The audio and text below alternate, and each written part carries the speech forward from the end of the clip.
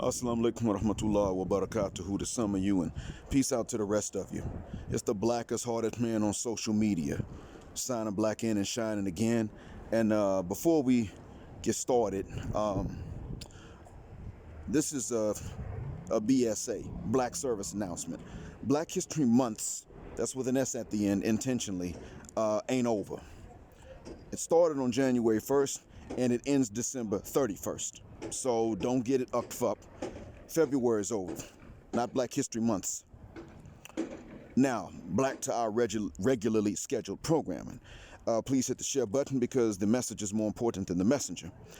That being said, I'm going to tell a story in order to draw an analogy. At first, you will not understand what it has to do with the title. Bear with me. When I finished undergrad and I had my bachelor's, based on my experience that I had actually before I graduated high school, and based on my specialty, I decided these are the three jobs that I'm going to apply for. First, they're my first preference. I don't expect to start at the top and work my way up. I just expect to be able to be paid comfortably for the work I'll do, and then I will work hard. I had the work ethic. I said, okay, these other jobs in the middle, I'll tolerate if that's what I can get. Try to use them as springboards. Now, these three jobs at the bottom, I'm not going to take. Sales, telemarketing, and customer service. They don't pay enough, and that's not my field. Just because of what I did study, that doesn't mean that I can do these things at the price they're going to pay. Because a lot of these jobs, you're just taking abuse from people if it's customer service or telemarketing. And if it's sales or telemarketing, a lot of people try to pay you only commission, especially in Atlanta where I lived at the time. So I said, okay, not doing those things.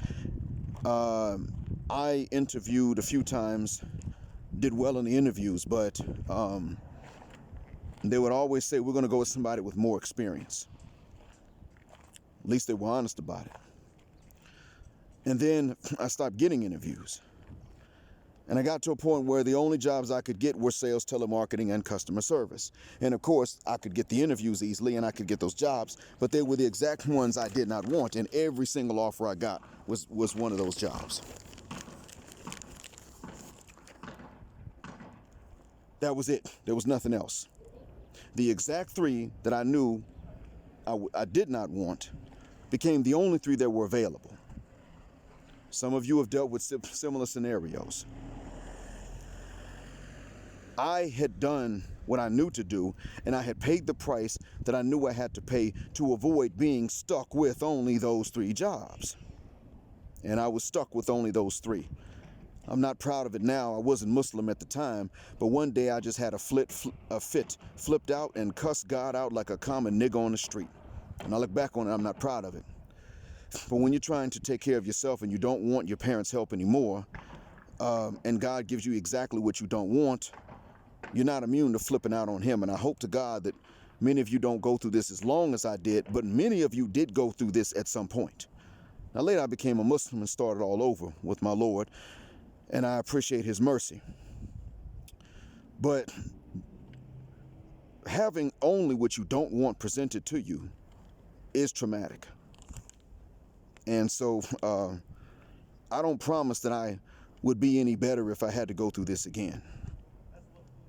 Now, that being said, a lot of us had to go through something similar where you can't get experience because you don't have experience. How cyclical is that? And you're supposed to come out with a master's degree in exchange for $20,000 a year. I said, man, shuck, this fit. I picked the wrong major. But I picked it because it was not the wrong major at the time I got started.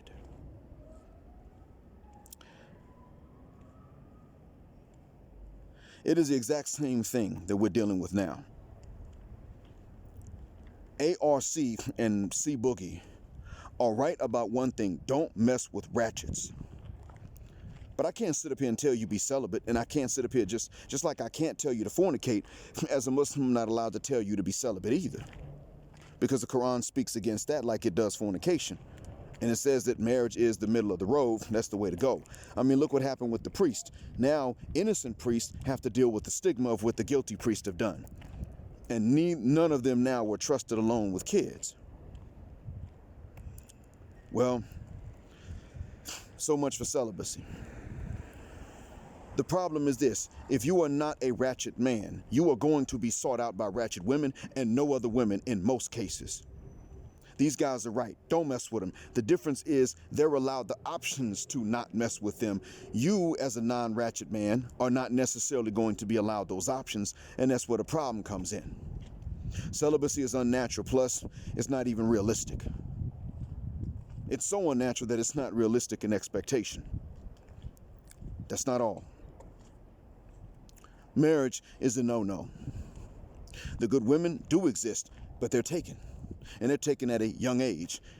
And even then, many times they are, even though they may be good, they still may be victims of the brainwashing to where she's good, so she thinks that she is entitled to a man that is perfect. Sometimes that happens. They're otherwise good except for that. We're dealing with a scenario in which, even though we men are rare compared to the population of women in these years, guess what? They don't guck.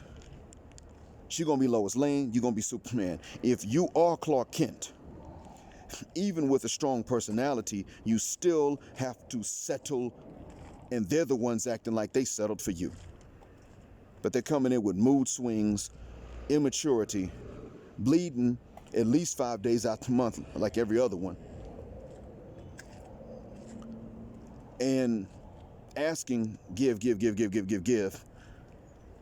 and bringing less than. They're always insistent upon bringing less than what you bring. If you are an 8 out of 10 in terms of looks, they're only going to give you a shot if they're a 5 out of 10. If you are an 8 out of 10 financially, they're coming to you when they're a 4 out of 10.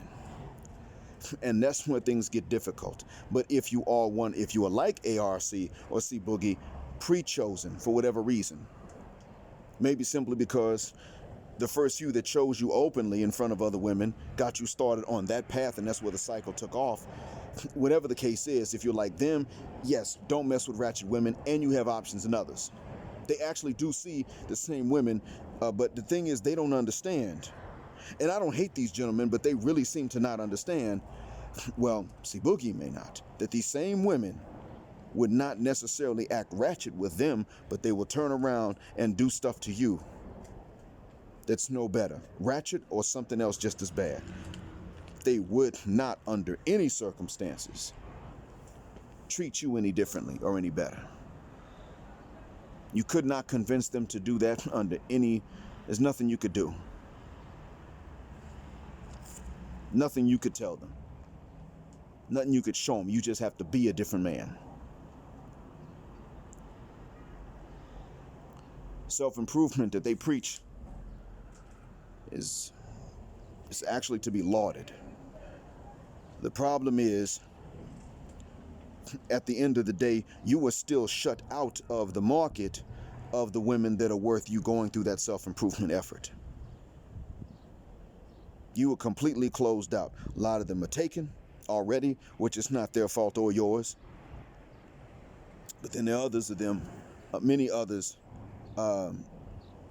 that even if they're not taken, they simply know, okay, these are the skills I bring. I can do X, Y, and Z. I'm just not going to do it for this guy over here. I mean, I'm normal. I'm decent. So therefore, I'm not going to be decent for these decent men. If a decent man's all I can get, even though all I'm going to be is decent, then I'm just going to act a goddamn fool, and I'm going to act like my ratchet cousin over here, the way she acts to her man, because he's only decent. You see, when they describe themselves as decent, they're talking about how bad they're not. When they describe you as decent, they're talking about how good you aren't. It's still a skewed market. Now, ARC does know this because he has said that he fits certain niches with certain women, and that these same women will demand of their husbands, but they'll call him over just for a booty call. He has said this himself. This right here alone means that he should be out here blasting them, and he should be blasting his former self for what he's done. I don't say it with hatred. I say it simply out of responsibility. There is um, there is a moral instinct that people have. And if you're going to coach men, you are going to say to them, these things you did not know are not your fault, because who the hell was going to tell you? If you're not saying this, then I am out to ruin your business.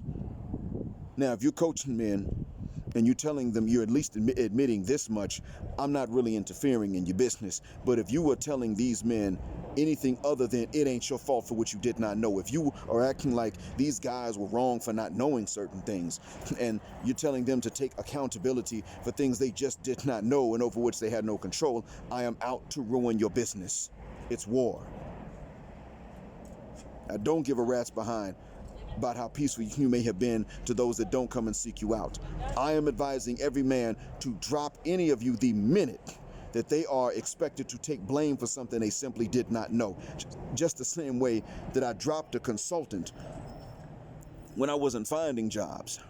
Turns out later the job market was just bad. It was shit and it was crap and it wasn't worth the effort and the expense of college.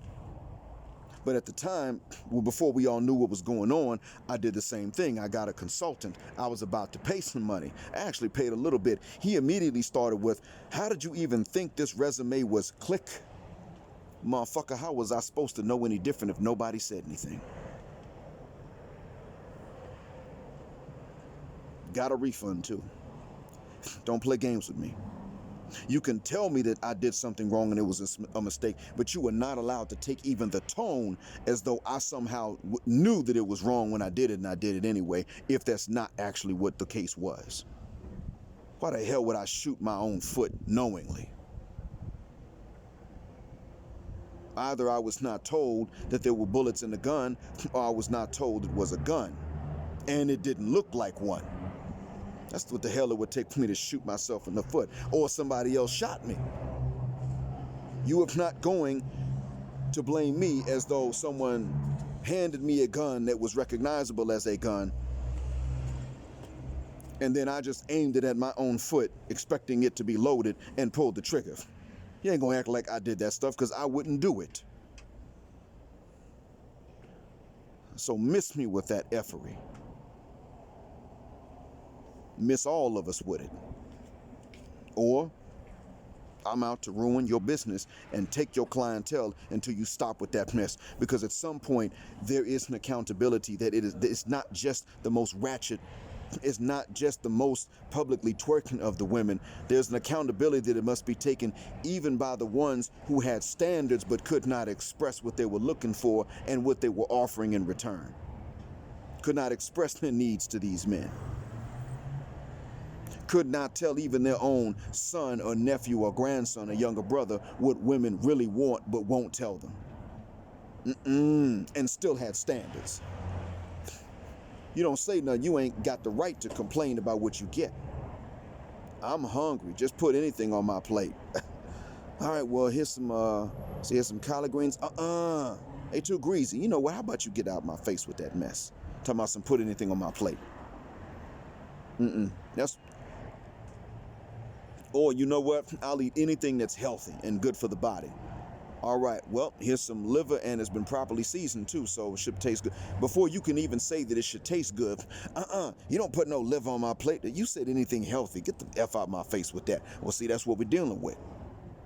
If you're not going to hold them to that and admit that that's what we've been up against and we've been doing the best we can, you don't deserve a dime. You should be paying people to listen to you. Get a real job. If you can admit that at least they just didn't know, all right, it's between you and them. I'm not interfering. I hope that this has been a benefit, and I hope one day it's not true anymore. The blackest hearted man on social media, signing black out.